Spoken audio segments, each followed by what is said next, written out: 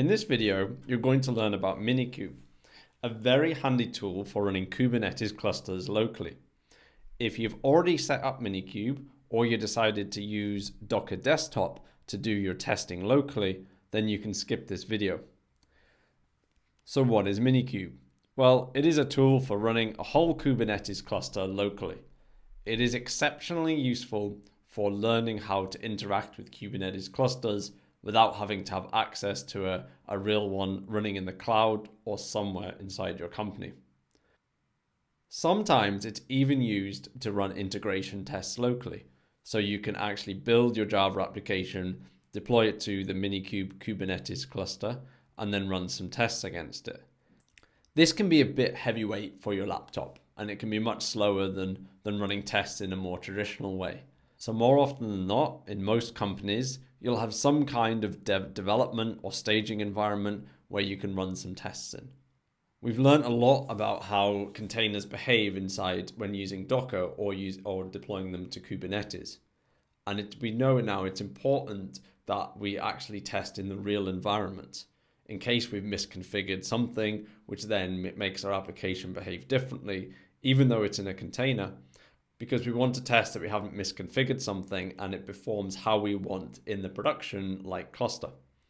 Your team might disagree with this, but there's limited value to running things locally within minikube.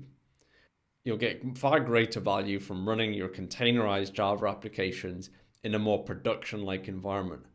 We've seen that if we misconfigure our containers, they can behave very differently depending on what type of machine they end up on. For instance, if we haven't set a memory limit. However, it is a useful tool to use, and often if you want to set up a test with lots of different applications, it's more convenient than starting everything yourself. Though of course, if you have access to the internet and some cloud providers, you don't need to run a Kubernetes cluster locally if you don't want to. All of the major cloud providers, with a click of the button, you can create a Kubernetes cluster and access it securely from your development machine. So, assuming that you want to set up minikube and run some tests locally, we'll demo how to do that now. We'll install minikube, the kube control command line, and we'll deploy some applications. So to install minikube, you head over to the Kubernetes website. They have extensive instructions for installing minikube on Linux, Mac, and Windows. There might be some setup you have to do with your operating system to enable virtualization. If you're on a modern computer, this shouldn't be a problem. I'm on a Mac and the hypervisor I'll be using is HyperKit. That comes pre-installed. If you're on a Mac, you don't need to do anything. If you're on other operating systems, you might have to install something like VirtualBox, or if you're in Linux, you can run it directly on your host. There are two methods for installing minikube on all of the various operating systems. Either use a package manager like brew, and then it's just brew install minikube, or you can run this one-line curl command. You can then optionally put the minikube binaries somewhere on your path. If we take a quick look at the Windows instructions, these will be very similar.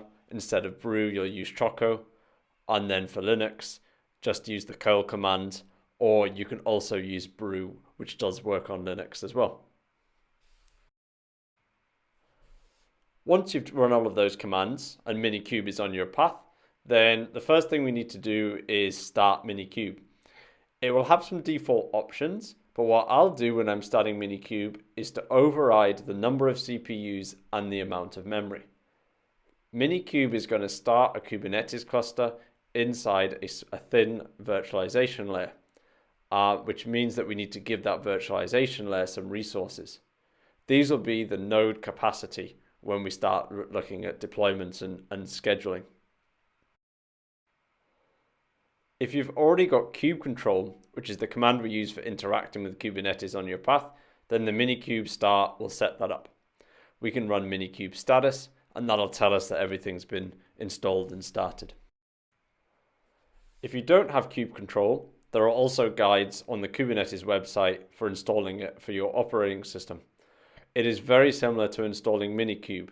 You can either use brew or chocolatey if you're on Windows, or there is a one-line curl command that will download it and install it for you.